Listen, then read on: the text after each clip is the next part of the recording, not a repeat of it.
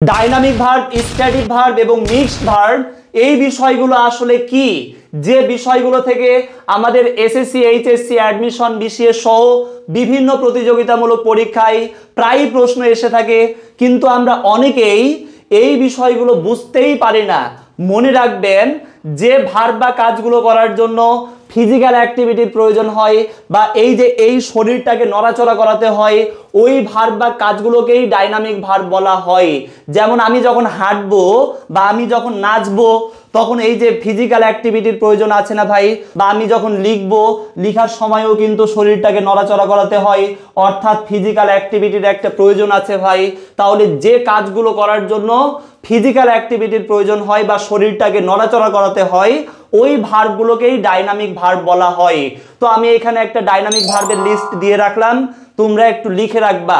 এই যে walk, dance, read, right, ইট, meet, bit, put, কাট, সাট সহ এই সমস্ত ভার্বগুলো হচ্ছে ডাইনামিক ভার্ব। কেননা এই কাজগুলো করার জন্য শারীরিক পরিশ্রম প্রয়োজন হয়, তাই এই ভার্বগুলো হচ্ছে ভাই ডাইনামিক ভার্ব।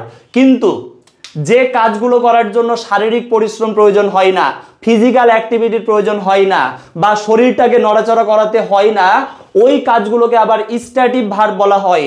যেমন আমি যখন চিন্তা ভাবনা করব বা আমি তোমাকে মনে করো ভালোবাসি, এই যে আই লাভ ইউ, এখানে কাজ কোনটা ভাই? ভালোবাসা। আমি তোমাকে ভালোবাসি বা আমি চিন্তা ভাবনা করতেছি, তো এই যে এই কাজগুলো করার জন্য কি শরীরটাকে নড়াচড়া করাতে হয়? বা আমি ফিল করতেছি, ভাবছি, এই কাজগুলো করার জন্য কি ভাই ফিজিক্যাল অ্যাক্টিভিটির প্রয়োজন হয়? অবশ্যই নয়। তাহলে যে কাজগুলো করার জন্য ফিজিক্যাল অ্যাক্টিভিটির প্রয়োজন হয় না বা শরীরটাকে নড়াচড়া করাতে হয় না, ওই ভার্ব বা কাজগুলোকে আবার স্ট্যাটিক ভার্ব বলা হয়। তো আমি এখানে স্ট্যাটিক ভার্বের একটা লিস্ট দিয়ে রাখলাম। যেমন নো, নো মানে কি জানা, গ্রো, নো গ্রোস নো, তারপরে হেয়ার, সি, লাভ, ফিল, থিঙ্ক, এই ভার্বগুলো হচ্ছে স্ট্যাটিক ভার্বের উদাহরণ। তো তোমরা একটু এগুলো লিখে রাখবা। তাহলে এখানে ভাই ডাইনামিক এবং স্ট্যাটিক ভার্ব, এই দুইটা ভার্ব আমরা বুঝলাম যে ডাইনামিক ভার্বগুলো মূলত ওই সমস্ত কাজ বা ভার্বকে বোঝায় যে কাজগুলো করার জন্য ফিজিক্যাল অ্যাক্টিভিটি বা শারীরিক পরিশ্রম প্রয়োজন হয়, কিন্তু স্ট্যাটিক ভার্ব হচ্ছে ওই ভার্বগুলো যে কাজগুলো করার জন্য ফিজিক্যাল অ্যাক্টিভিটি প্রয়োজন হয় না। তো এখন বিষয়টা হচ্ছে ডাইনামিক এবং স্ট্যাটিক ভার্বের সবচাইতে যে বিষয়টা গুরুত্বপূর্ণ সেটা একটু মনে রাখবেন, সেটি হচ্ছে ডাইনামিক যে ভার্বগুলো, ওই ডাইনামিক ভার্বগুলোকে কন্টিনিউয়াস টেন্সে রূপান্তরিত করা যাবে। যেমন আই ইট রাইস, এখানে ইট হচ্ছে একটা ডাইনামিক ভার্ব, কারণ এই কাজটা করার জন্য ফিজিক্যাল অ্যাক্টিভিটি বা শারীরিক পরিশ্রম প্রয়োজন হয় বা শরীরটাকে নড়াচড়া করাতে হয়। যেমন আমি যখন খাবো তখন এই যে হাতটাকে মুখের মধ্যে নিব, তারপরে এই যে মুখটাকে হাবু হাবু এরকম করব। তাহলে যে কাজগুলো করার জন্য ফিজিক্যাল অ্যাক্টিভিটি প্রয়োজন হয় ওইগুলো হচ্ছে ডাইনামিক ভার্ব। তো এই যে ডাইনামিক ভার্বের নিয়মটা কি বললাম ভাই, যে ডাইনামিক ভার্বগুলোকে কন্টিনিউয়াস টেন্সে রূপান্তরিত করা যাবে।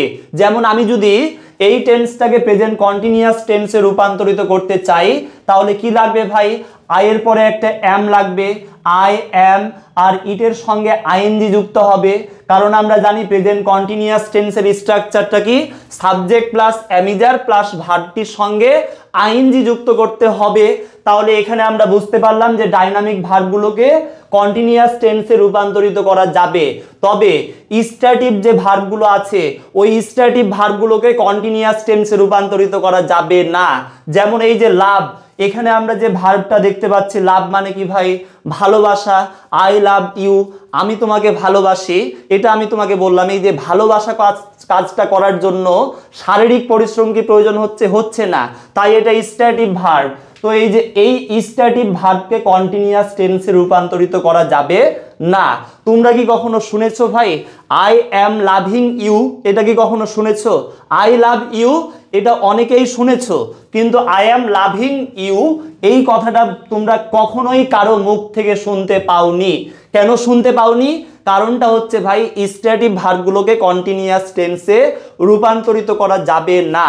যেমন আমরা এখানে আরো একটা সেন্টেন্স দেখতে পাচ্ছি, I know you for 10 years, আমি তোমাকে 10 বছর যাবত চিনি বা 10 বছর ধরে আমি তোমাকে চিনি। তো এখানে নো, নো মানে কি ভাই? চেনা।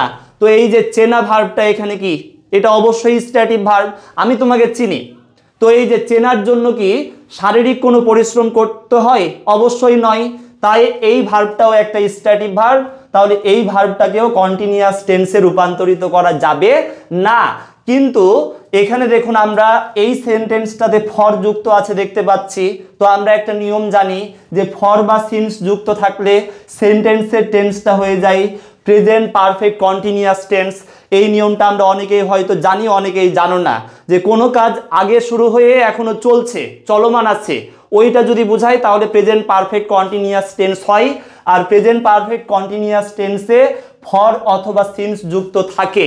তো এখানে যেমন আমি তোমাকে 10 বছর ধরে চিনি, 10 বছর আগে চেনা শুরু করেছি, এখনো কিন্তু আমি তোমাকে চিনি, তাহলে এটা প্রেজেন্ট পারফেক্ট কন্টিনিউয়াস টেন্স হওয়ার কথা ছিল, কিন্তু হবে না। কেন হবে না? কারণ এটা একটা স্ট্যাটিক ভার্ব, আর স্ট্যাটিক ভার্বগুলো কন্টিনিউয়াস টেন্সে রূপান্তরিত করা যাবে না। তাহলে এটাকে আমি কি করব ভাই? তাহলে এটা হওয়ার কথা ছিল প্রেজেন্ট পারফেক্ট কন্টিনিউয়াস, যেহেতু প্রেজেন্ট পারফেক্ট কন্টিনিউয়াস হচ্ছে না, তাহলে করে দাও প্রেজেন্ট পারফেক্ট, মানে তুমি এক ধাপ নিচে নামবা।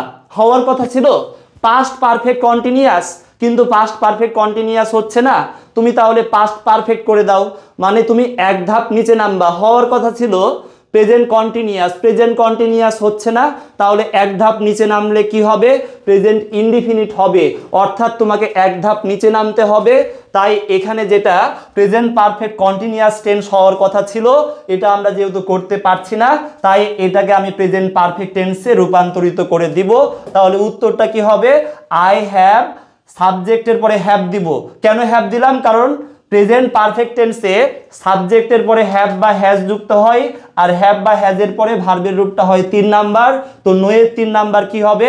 নোয়ের 3 নাম্বার নান হবে। তো আশা করি এই বিষয়টা আমরা বুঝতে পেরেছি যে ডাইনামিক ভার্বগুলোকে কন্টিনিউয়াস টেন্সে রূপান্তরিত করা যাবে, তবে স্ট্যাটিক ভার্বগুলোকে কন্টিনিউয়াস টেন্সে রূপান্তরিত করা যাবে না।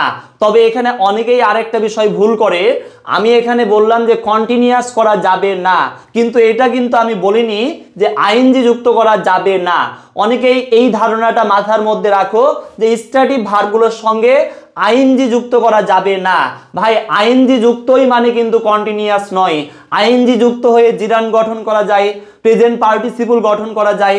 তো আমি যদি সি ভার্বটা কি, সি একটা কি, এটা একটা স্ট্যাটিক ভার্ব, তো আমি যদি এই স্ট্যাটিক ভার্বটাকে জিরান্ডে রূপান্তরিত করতে চাই, মনে করো আমি বললাম যে সিঙ্গিং ইজ বিলিভিং, তো এখানে সি এর সাথে আমি আইএনজি যুক্ত করলাম। কেন? কারণ এই যে এই সি ভার্বটা নাউনের জায়গাতে আছে, আমরা জানি নাউনের জায়গাতে ভার্ব থাকলে ভার্বটির সঙ্গে আইএনজি যুক্ত করে ভার্বটিকে নাউনে রূপান্তরিত করতে হবে। তো আমি এখানে আইএনজি যুক্ত করলাম মানে কি কন্টিনিউয়াস করলাম? না রে ভাই, এটাকে আমি জিরান্ডে রূপান্তরিত করলাম। তাহলে আইএনজি যুক্ত করা যেতে পারে, তবে কন্টিনিউয়াস টেন্সে রূপান্তরিত করা যাবে না। কিন্তু এখানে আরো একটা গুরুত্বপূর্ণ বিষয় মনে রাখবেন যে কিছু ভার্ব আছে যেগুলো ডাইনামিক এবং স্ট্যাটিক উভয় ভার্ব হিসেবে কিন্তু কাজ করতে পারবে, অথবা কিছু স্ট্যাটিক ভার্ব রয়েছে যেগুলোকে কন্টিনিউয়াস টেন্সে রূপান্তরিত করা যাবে, তখন ওই ভার্বগুলোকে আবার মিক্সড ভার্ব বলতে হবে। তাহলে কি বললাম ভাই?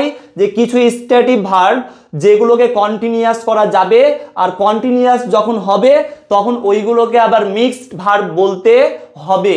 আর মিক্সড ভার্বের বৈশিষ্ট্য হচ্ছে মিক্সড ভার্বগুলো দ্বারা মূলত ক্ষণস্থায়ী বৈশিষ্ট্য প্রকাশিত হয়, আর স্ট্যাটিক ভার্বগুলো দ্বারা মূলত স্থায়ী বৈশিষ্ট্য প্রকাশিত হয়।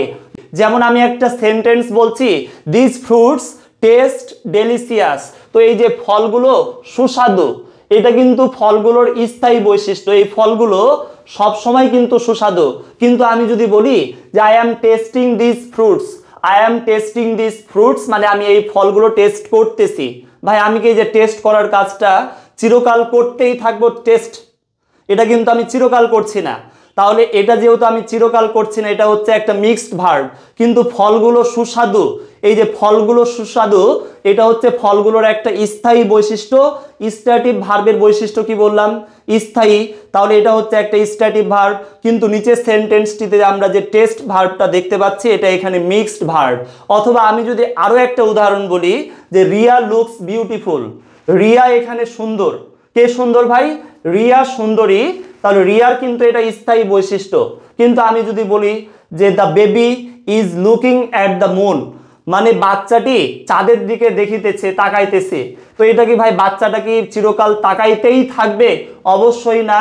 মানে এখন সে তাকাচ্ছে, তাহলে এটা চিরস্থায়ী বৈশিষ্ট্য নয়। আর চিরস্থায়ী বৈশিষ্ট্য যদি না হয়, ক্ষণস্থায়ী বৈশিষ্ট্য, এটা কার বৈশিষ্ট্য ভাই? এটা হচ্ছে একটা মিক্সড ভার্বের বৈশিষ্ট্য। আর স্ট্যাটিক ভার্বের বৈশিষ্ট্য কি বললাম? স্ট্যাটিক ভার্ব দ্বারা মূলত স্থায়ী বৈশিষ্ট্য প্রকাশিত হয়। তাই উপরের ভার্বটা হচ্ছে স্ট্যাটিক আর নিচের ভার্বটা হচ্ছে মিক্সড। তাহলে মাথায় রাখবেন যে কিছু স্ট্যাটিক ভার্ব আছে যেগুলো কন্টিনিউয়াস করা যেতে পারে, তখন ওইগুলোকে মিক্সড ভার্ব বলতে হবে।